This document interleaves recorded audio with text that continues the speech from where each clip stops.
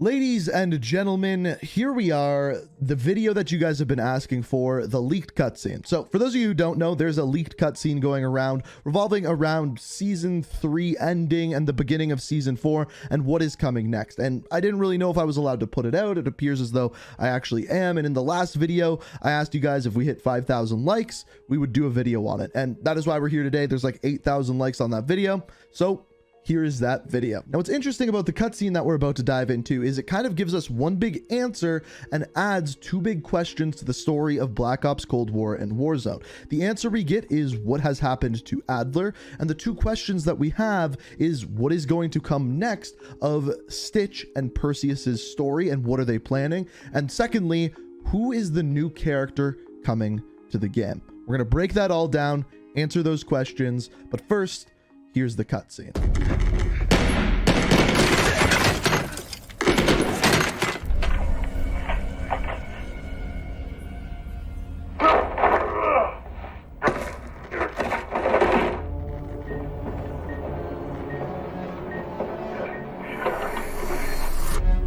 They rescued Adler faster than predicted. No matter, our work with him is done. So, we move forward? Not yet. Their satellites are interfering with our broadcast. The Verdansk test subjects are in place, but we're not getting through. They still don't know what we're doing. We have the advantage. We should press it. Our man in South Africa is standing by. Agreed. All the pieces are in play. Make the call.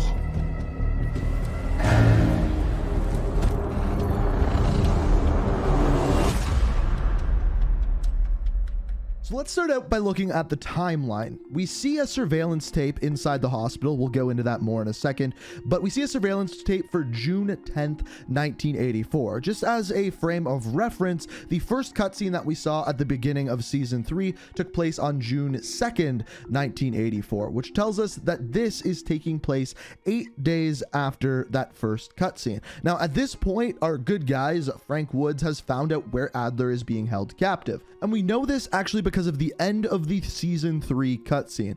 Pay attention to this part closely. You have the package. We have the numbers data. Complete your mission.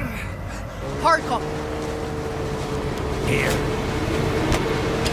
Moscow will blame the Americans for Yamantau, and our work with Adler is almost done. We can proceed. What Dragovich only managed with a single subject, we shall do to entire nations.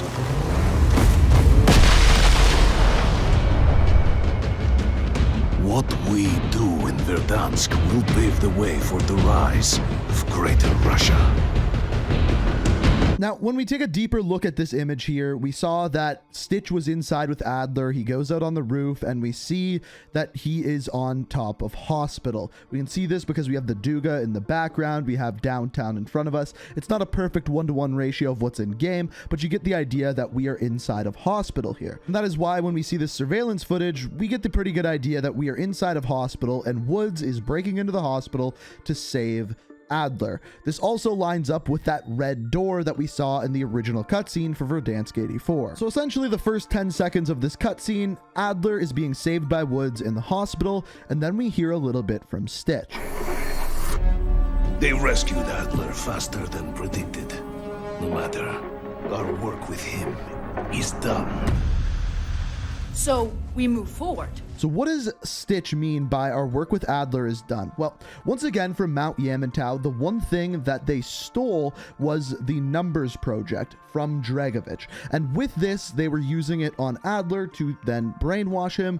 And basically what Stitch is saying here is he's fully brainwashed. However, I do think that there is another possible series of events which Stitch could be talking about here. Not yet. Their satellites are interfering with our broadcast. The Verdansk test subjects are in place, but we're not getting through. They still don't know what we're doing. We have the advantage. We should press it. Okay, that right there is the most important part of this entire cutscene. There's three things that you have to pay attention to. First of all, you have Wraith saying they still have no idea what we're doing. They also refer to people as Verdansk test subjects as they show people dropping in from the sky.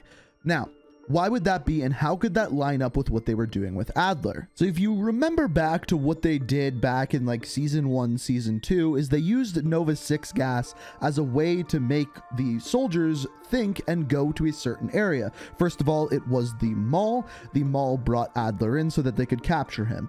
After this, they then make us think that they are taking him to Laos because that's one of the areas of the Nova 6 supply line. All they wanted was for us to care about the Nova 6 supply line. Then they take Adler to Verdansk and make it look like they are brainwashing him. And in fact, they may have been brainwashing him. But I don't believe that that was actually their big long-term plan.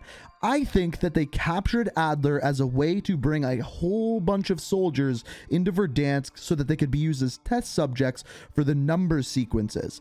Listen to what Stitch says at the very end of the Season 3 cutscene. Proceed. What Dragovich only managed with a single subject, we shall do to entire nations.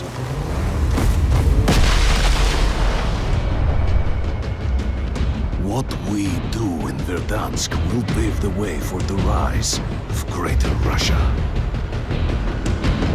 So it's very clear that they're either trying to put the numbers sequence or brainwash a mass group of people, and that is why they refer to the people dropping into Verdansk as Verdansk test subjects.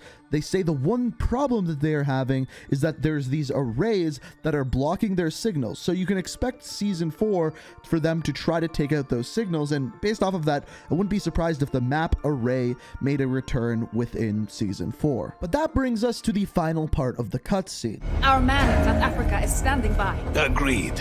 All the pieces are in play. Make the call.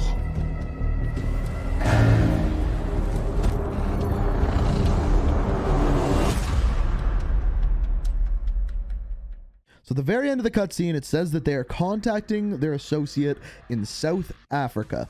All right, what do we know about South Africa? Well, essentially nothing. It's really not a big part of Black Ops Cold War, and we don't know any Perseus associates over there. However, there is one thing that is interesting. At the very beginning of Black Ops 2, you go and rescue Frank Woods in Angola, which is not South Africa, but it is Africa. And when you get there, you find out that none other than Raul Menendez is in that area in Africa. So there may be a small link there to Menendez, but it's definitely not a big one.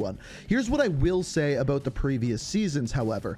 What we have seen every single season so far with season 1, 2, and 3 is the main title character and the battle pass character is a different Perseus associate.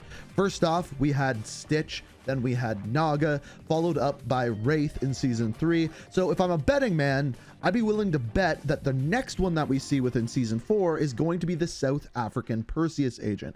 Who it is, at this point, we don't know. However, we do know that there is a link in game with Menendez, so we'll have to wait to see if there's a tie-in. But essentially, that's all we can take away from this cutscene. What it is looking like is moving on in the future, we are going to see this brainwashing project or this numbers project that Perseus and Stitch are working on come to fruition, and it's all taking place in Verdansk, and of course is going to push forward that storyline that is currently going on within Warzone. And as we find out more information, and we'll probably not get another cutscene until the beginning of season 4, but until then, I will keep you guys updated. Make sure you subscribe to the channel. If you enjoyed this video, be sure to hit that like button.